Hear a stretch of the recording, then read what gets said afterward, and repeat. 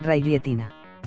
Es un género de gusanos cinta, cestodos, tenias, parásitos gastrointestinales de numerosas especies de aves, pollos, gallináceas, pavos, gansos, en todo el mundo. Hay numerosas especies, con incidencia diferente según las regiones.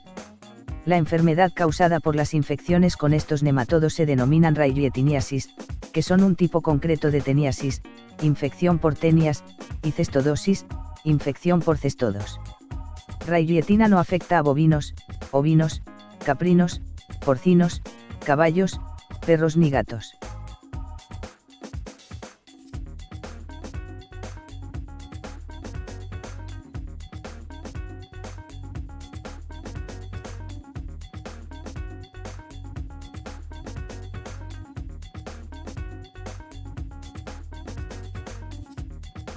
Morfología.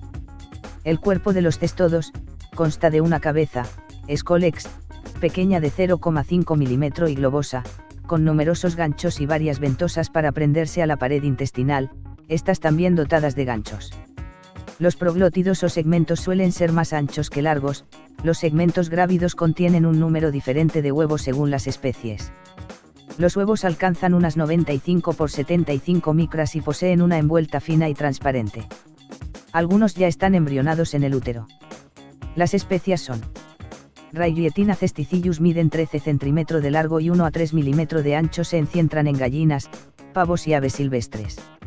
Raylietina echinobotrida miden 25 cm de largo y 1 a 4 mm de ancho, se encuentran en gallinas, palomas y faisanes. Raylietina tetragona miden 25 cm de largo y 1 a 4 mm de ancho, se encuentran en aves domésticas y silvestres. Raylietina bonini miden 7 cm de largo y 1,5 mm de ancho, se encuentran en palomas. Ciclo de vida. Todas las especies de Raylietina tienen ciclos vitales indirectos. Los hospedadores intermediarios son insectos como hormigas, moscas y coleópteros, pero también caracoles y babosas terrestres. Cada especie de Raylietina tiene sus propios hospedadores intermediarios específicos. De las heces de aves infectadas, los proglótidos llenos de huevos llegan a la vegetación circundante. De allí son ingeridos por los hospedadores intermediarios, en cuyo interior se desarrollan los cisticercoides. Las aves se infectan al ingerir a su vez insectos infectados. El periodo de prepatencia es de 2 a 3 semanas según las especies. Sintomatología. Ninguna de las especies de Raylietina es altamente patogénica. Causa diarrea, alteraciones en el crecimiento y lesiones en el intestino. Diagnóstico. El diagnóstico se lleva a cabo por detección de proglotis grávidos en las heces a simple vista o bajo el microscopio. Es raro encontrar huevos libres en las heces. Balantidium. Contempla un gran número de especies, reportadas como endocomensales en tracto digestivo de una gran diversidad de hospederos vertebrados e invertebrados como los moluscos, artrópodos, peces, reptiles, anfibios, aves, mamíferos. Es un protozoo ciliado, de gran tamaño, habita en Ciego y Colón. Los cerdos se consideran el hospedero habitual, pero se ha descrito en otros mamíferos, peces, aves, anfibios.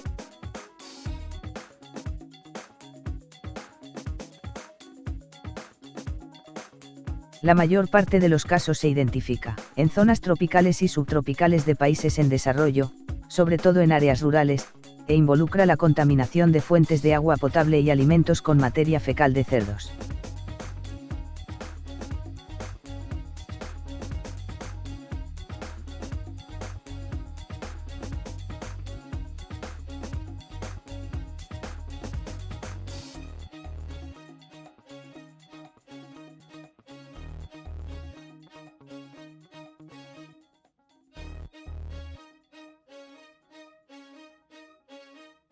Morfología. Los quistes de Balantidium coli miden entre 50 a 70 micronanómetro, los trofozoitos pueden alcanzar 30 a 200 micronanómetro por 40 a 70 micronanómetro. Tiene una membrana ciliada debajo de la pared quística. Presentan movilidad en espiral, por lo que el parásito, con su gran tamaño y cilios, es fácilmente identificable al microscopio. Ciclo biológico. Es un parásito del ciego y colón de primates, monos, roedores, cerdos, entre otros mamíferos. Puede ser destruido por un pH menor de 5. Es un ciclo monoxeno, tiene un hospedador definitivo. Los ooquasts son el estado responsable de la transmisión de la balantidiasis. El hospedero generalmente adquiere los quites mediante la ingestión de agua o alimentos contaminados. Después de la ingestión los quistes llegan al intestino delgado y luego se alojan en el intestino grueso. Viene posteriormente el proceso de desenquistamiento, donde ocurre la liberación de los trofozoitos que colonizan el intestino grueso. Los trofozoitos permanecen en el lumen del intestino grueso de animales, donde se multiplican por fisión binaria, durante la cual puede ocurrir conjugación. Es el único protozoario que sufre el fenómeno de conjugación, el cual consiste en que dos trofozoitos ponen en contacto su citosoma, desaparecen sus núcleos e intercambian el material nuclear. Al terminar esta unión se rejuvenecen. Estos son arrastrados por el tránsito intestinal al mismo tiempo que van cambiando de morfología, es decir, se transforman en quistes. Algunos trofozoitos invaden la pared del colon y se multiplican. Otros regresan al lumen y se desintegran. Los quistes maduros son transmitidos por las heces. Sintomatología. Puede causar un cuadro de diarrea aguda y pérdida de peso.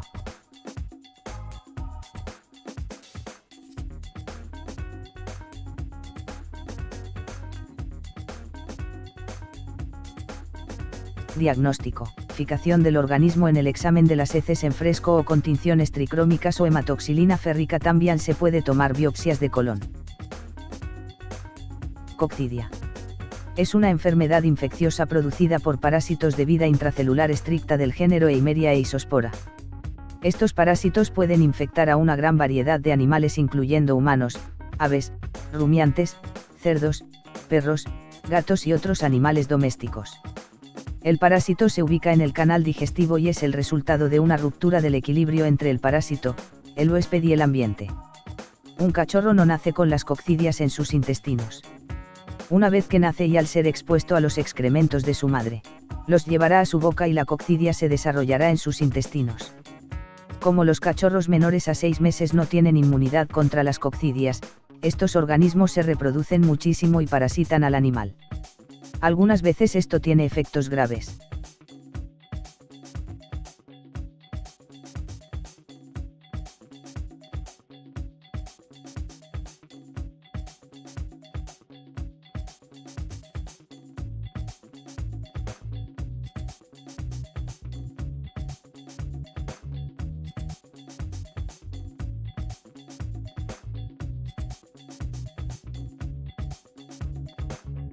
Morfología.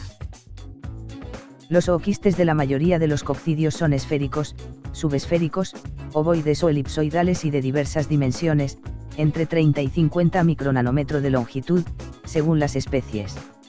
La pared ooquística está formada por 1 o 2 capas, la externa suele ser lisa, pero a veces posee estriaciones o punteados. Dentro del ooquiste se encuentran los esporoquistes, elementos ovoides que encierran en su interior un número variable de esporozoitos. En uno de los polos suele poseer una pequeña abertura o zona de menor resistencia, el micrópilo, por donde tiene lugar la salida de los esporoquistes o esporozoitos.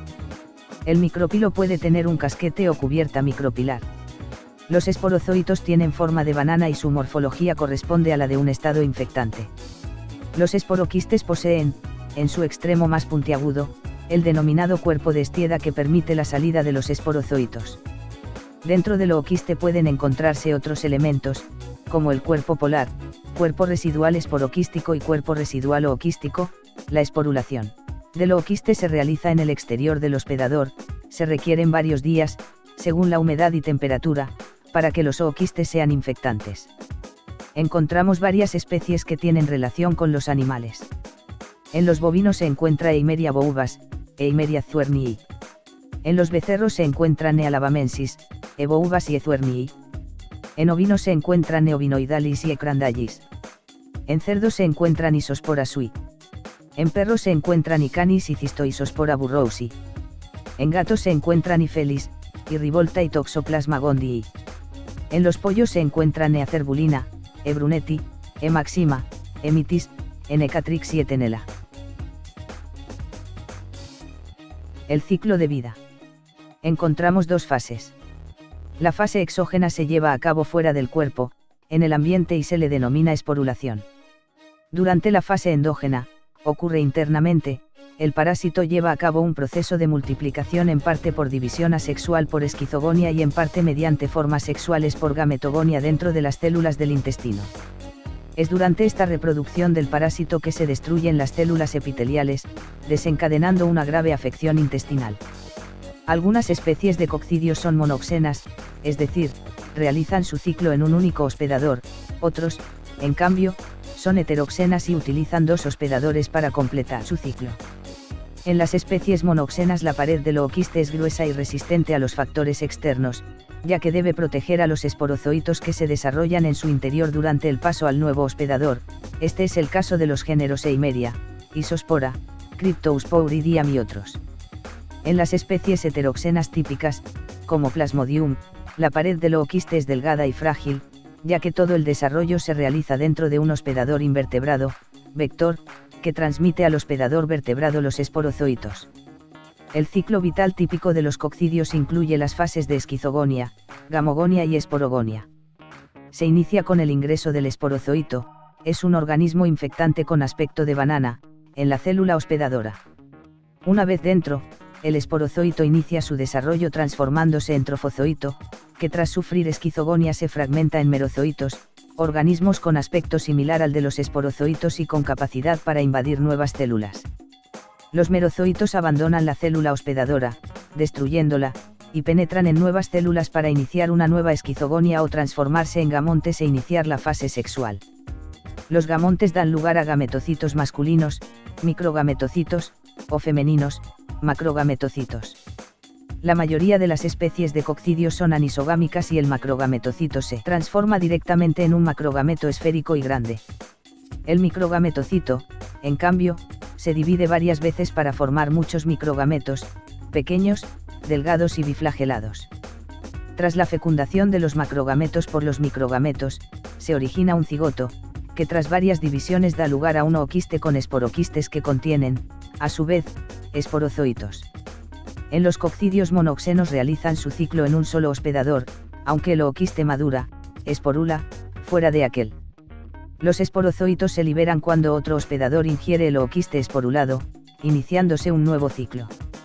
En los coccidios heteroxenos la gamogonia y esporogonia se realizan en un hospedador, en tanto que la esquizogonia acontece en el otro. En algunos géneros la esquizogonia y parte de la gamogonia se realizan en el hospedador vertebrado, en tanto que el resto de la gamogonia y toda la esporogonia suceden en un invertebrado hematófago y los esporozoitos son inoculados por este mediante la picadura. Los ooquistes esporulados ingresan al organismo una vez que los animales los ingieren.